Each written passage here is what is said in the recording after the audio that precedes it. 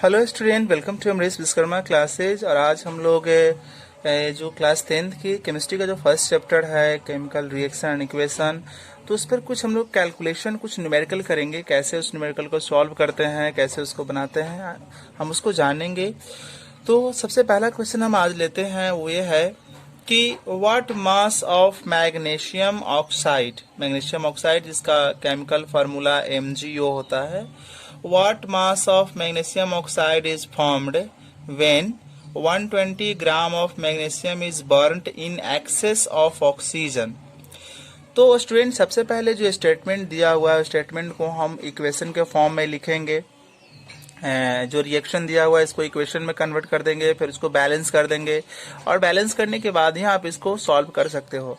तो यहाँ क्वेश्चन कह रहा है कि 120 ग्राम मैग्नीशियम जो है वो ऑक्सीजन की ज्यादातर मात्रा में जलाया जा रहा है, यानी कि मैग्नीशियम रिएक्ट कर रहा है ऑक्सीजन से। तो मैग्नीशियम रिएक्ट कर रहा है ऑक्सीजन से, Mg रिएक्ट कर रहा है ऑक्सीजन से, और क्या बन रहा है? What is formed? Magnesium oxide is formed. Magnesium oxide का फॉर्मूला क्या हो जाएगा? MgO फॉर्म हुआ। अब देखिए क्वेश्चन क्या कह रहा है। क्वेश्चन ये कह रहा था कि 120 ग्राम जो है इसका जो है ना, इसका दे दिया है, ये दे दिया है 120 ग्राम, ये 120 ग्राम दे दिया है कि, और आपसे पूछ रहा है कि ये कितना बनेगा। तो जब ये 120 ग्राम होगा तो MgO कितना बनेगा, ये आपसे पूछ रहा है। कोई बात नहीं, आप सबसे पहले क्या करेंगे कि ये 2 है और इसका एटॉमिक मास कितना होता है? 24, यानी कि 48 यूनिफाइड मास, यानी कि 48 ग्राम। ठीक है, और इसमें इसका कोई रोल नहीं है, तो आप इसका नहीं भी निकाल सकते हैं, क्योंकि ये कितना लेंगे कि ये कितना बनेगा, तो इसका रोल है, इसको हटा भी सकते हैं आप। तो इसको चलिए हम छोड़ देते हैं। फिर इसका आप निकाल लीजिए मॉलिक्यूलर मास। तो 2 इंटू इसका मैग्नीशियम का एटॉमिक मास प्लस ऑक्सीजन का एटॉमिक मास, तो ये तो 40 हो गया। तो 2 इंटू 40 यानी कि 80 यूनिफाइड मास। तो इसको हम ग्राम में कन्वर्ट करते हैं, तो 80। अब हम यूनिटरी मेथड का हेल्प लेंगे और बोलेंगे कि 48 ग्राम मैग्नीशियम जो है वो प्रोड्यूस कर रहा है 80 ग्राम MgO। फिर 1 ग्राम होगा तो 80/48 होगा। फिर क्वेश्चन में कह रहा था कि 120 ग्राम Mg लेंगे तो कितना बनेगा MgO, तो 80/48 इंटू 120। अब इसको सिंप्लीफाई करेंगे तो निकल कर कितना आ गया? यहाँ आ गया 80 ग्राम ऑफ MgO, और यहाँ सॉल्व होके पूरा आएगा तो 200 ग्राम ऑफ MgO, यानी कि हमें कितना बनेगा student? Mass of MgO magnesium oxide कितना बनेगा? 200 ग्राम बनेगा। कब बनेगा इतना? जब हम 120 ग्राम मैग्नीशियम को ऑक्सीजन में बर्न करेंगे तब। अब ये स्टूडेंट इस क्वेश्चन को देखते हैं। व्हाट वॉल्यूम ऑफ CO2, यानी कि ये गैस है इसलिए इसकी वॉल्यूम की बात करी गई है। What volume of CO2 is produced at STP standard temperature pressure by the decomposition of 20 gram of calcium carbonate, यानी कि कैल्शियम कार्बोनेट जो है उसका 20 ग्राम है, उसको डिकम्पोज किया गया, मतलब हीट देकर उसको तोड़ा गया। तो तोड़ने पर एक प्रोडक्ट ये भी बना, तो इसका कितना वॉल्यूम बनेगा ये आपसे पूछ रहा है।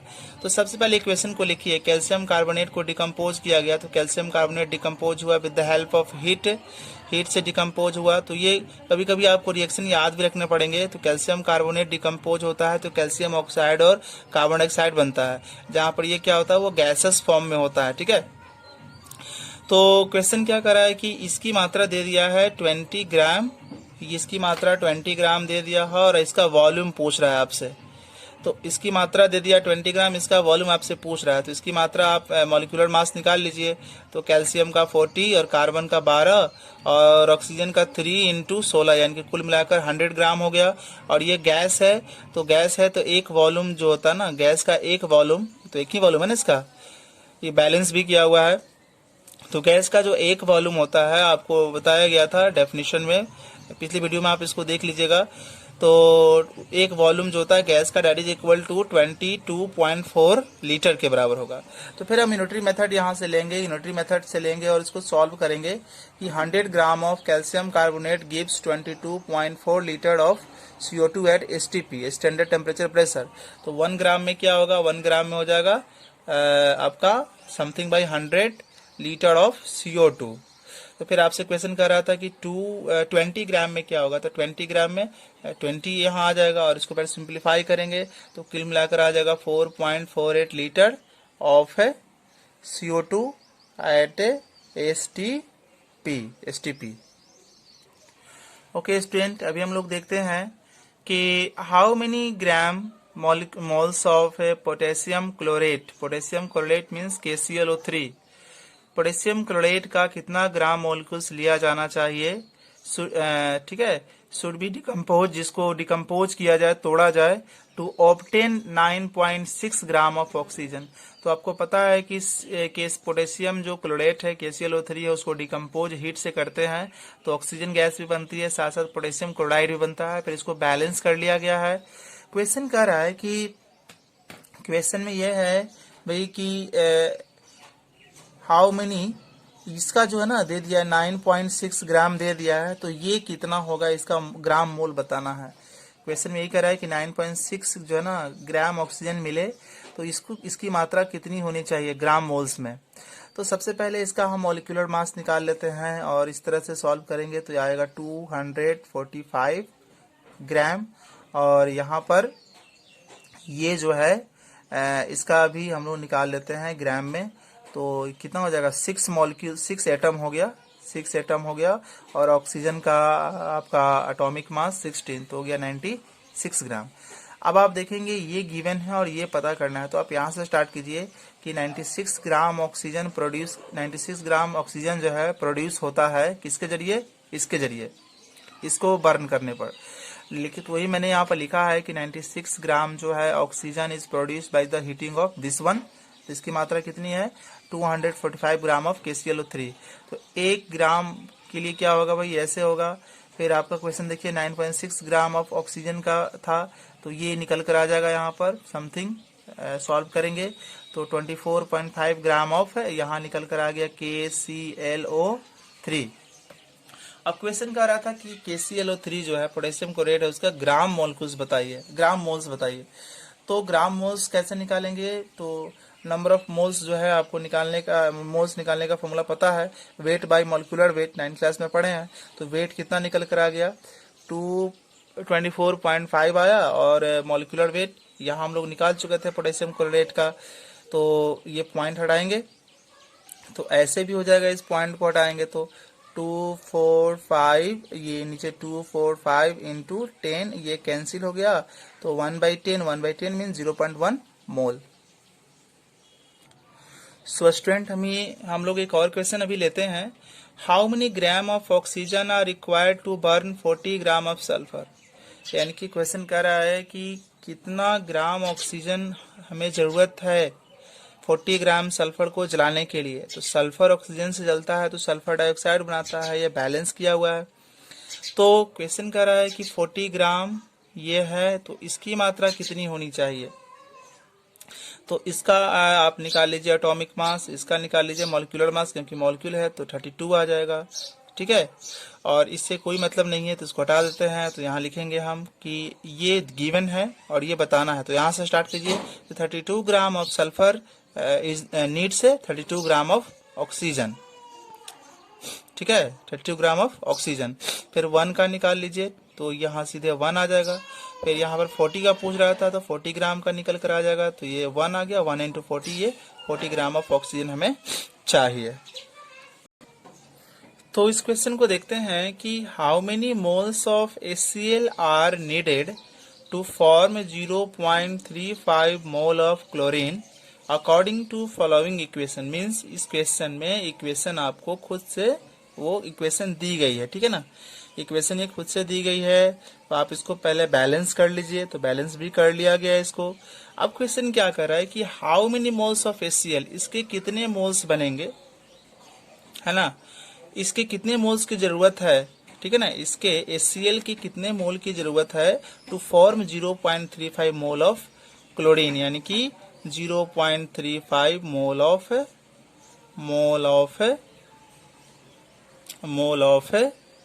क्लोरीन, ठीक है। यानी कि इसका गिवन है, इसका आपको बताना है, यानी कि मोल का रिलेशन करना है। तो हम इक्वेशन को मोल के टर्म में भी लिख सकते हैं। कैसे? तो ये गिवन है और ये बताना है, तो आप यहाँ स्टार्ट कीजिए कि 2 मोल of chlorine, 2 mole of chlorine is formed from 4 mole of HCl, ऐसे कीजिए। फिर 1 मोल का निकालिए, तो 4, यहाँ 4 है, 4/2 होगा। फिर कितना क्वेश्चन कह रहा है? 0.35 मोल्स का कह रहा है।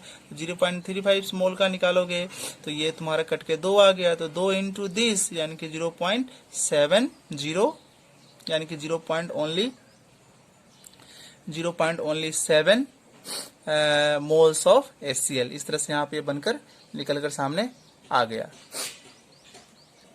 स्टूडेंट, यहाँ भी आपको इक्वेशन दे दी गई है, इक्वेशन केमिकल इक्वेशन दे दी गई है, और उसके बाद क्वेश्चन यहाँ पर पूछा जा रहा है कि calculate the moles of chlorine. तो पहले इक्वेशन दे दी गई है, इसको बैलेंस भी कर दिया गया है, ठीक है। तो calculate the moles of chlorine, chlorine यहाँ है, इसके मोल्स आपके बताने हैं, यहाँ वाट, इसके मोल्स आपको बताने हैं, ठीक है। इसके मोल्स आपको बताने हैं। Chlorine, calculate the moles of chlorine produce from 3.2 moles of HCl। ये जो है यहाँ पर 3.2 मोल ऑफ HCl, इसके मोल्स दे दिया गया है, ठीक है। कह रहा है कि HCl के 3.2 मोल लेंगे तो यहाँ पर क्लोरीन के कितने मोल बनेंगे। तो सिंपल सा चीज है, इसको मोल के कॉन्टेक्स्ट में, मोल के टर्म में एक्सप्रेस कीजिए कि 16 मोल HCl जो है वो क्या बनाता है? 5 मोल क्लोरीन बनाता है। फिर 1 मोल का निकालेंगे, फिर 3.2 मोल का निकालेंगे, और इस तरह से आपका आंसर आ जाएगा।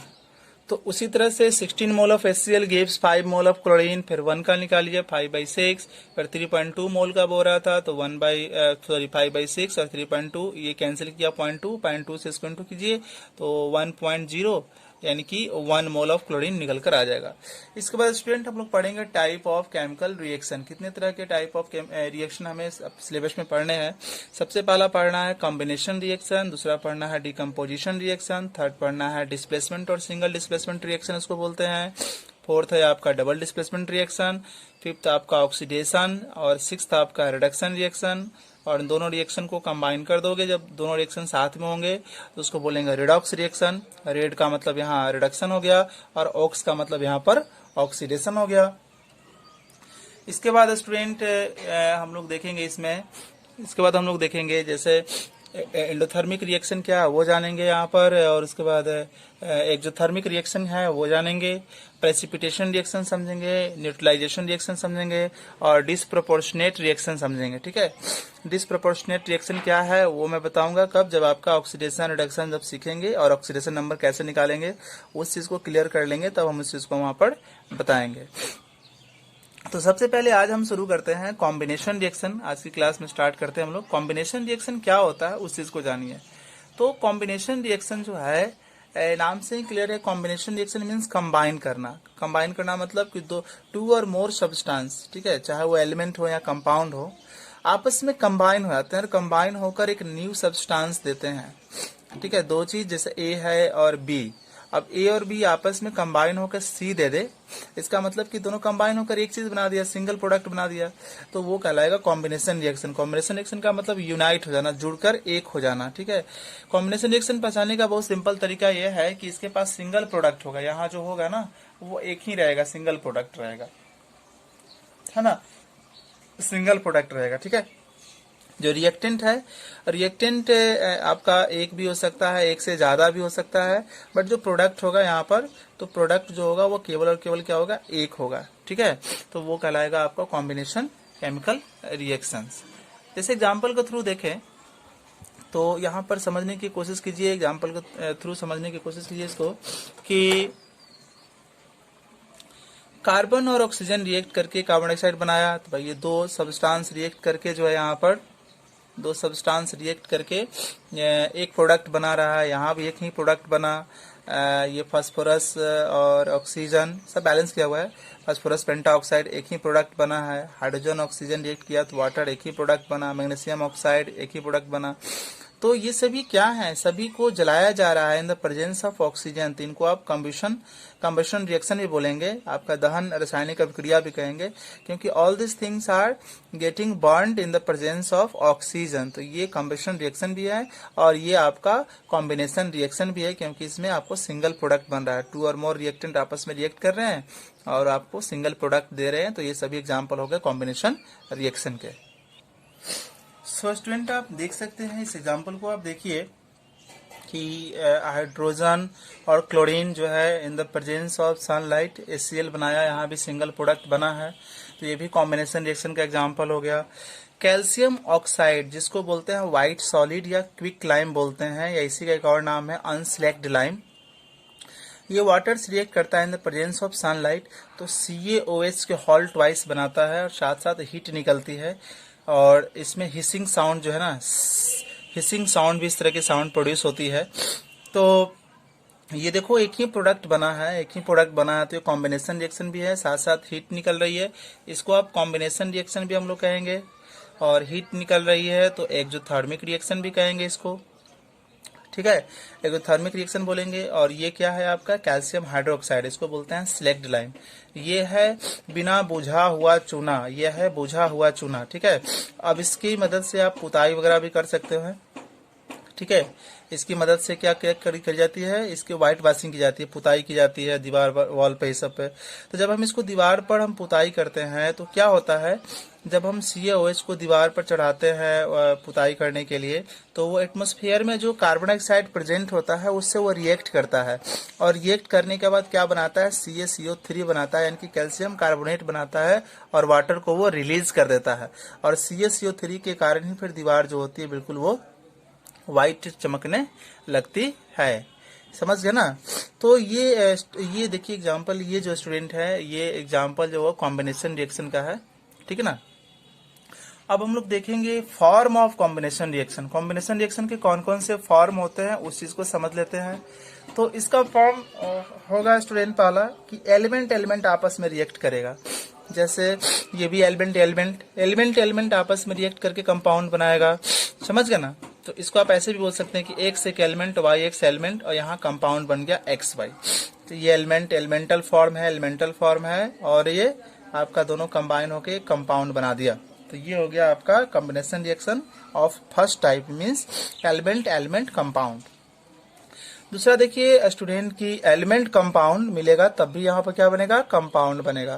तो देखो ये क्या है, ये एलिमेंटल फॉर्म है, ऑक्सीजन का एलिमेंटल फॉर्म यही होता है, और ये कंपाउंड फॉर्म है कार्बन मोनोऑक्साइड का। तो क्या बन गया, कार्बन डाइऑक्साइड का ये कंपाउंड हो गया। तो सेकेंड फॉर्म हो गया कॉम्बिनेशन रिएक्शन का एलिमेंट कंपाउंड फॉर्म। जो थर्ड फॉर्म हो गया स्टूडेंट वो कंपाउंड, यानी कि इसको हम ऐसे भी कर सकते हैं एलिमेंट कंपाउंड का, तो X + YZ, तो यहाँ हो गया XYZ। इसको बोलेंगे हम XY और यहाँ बोलेंगे हम ZW, तो XYZW, यानी कि सभी कंबाइन होकर एक हो जाएंगे। जैसे ये भी क्या है, कंपाउंड है, ये भी क्या है, कंपाउंड है, अमोनिया और हाइड्रोजन क्लोराइड यानी कि हाइड्रोक्लोरिक एसिड, और इसके मिलकर हो गया NH4Cl अमोनियम क्लोराइड हो गया, ये भी कंपाउंड हो गया। अब देखो सबका सिंगल ही प्रोडक्ट बन रहा है, तो सभी एक कॉम्बिनेशन रिएक्शन है, बट वो डिफरेंट फॉर्म के कॉम्बिनेशन रिएक्शन है। सो स्टूडेंट आज की वीडियो में इतना ही। अगले वीडियो में हम लोग कुछ एक्टिविटी करेंगे इससे रिलेटेड, और उसके बाद नेक्स्ट टाइप का जो रिएक्शन है उसको जानेंगे, समझेंगे। So thank you for watching.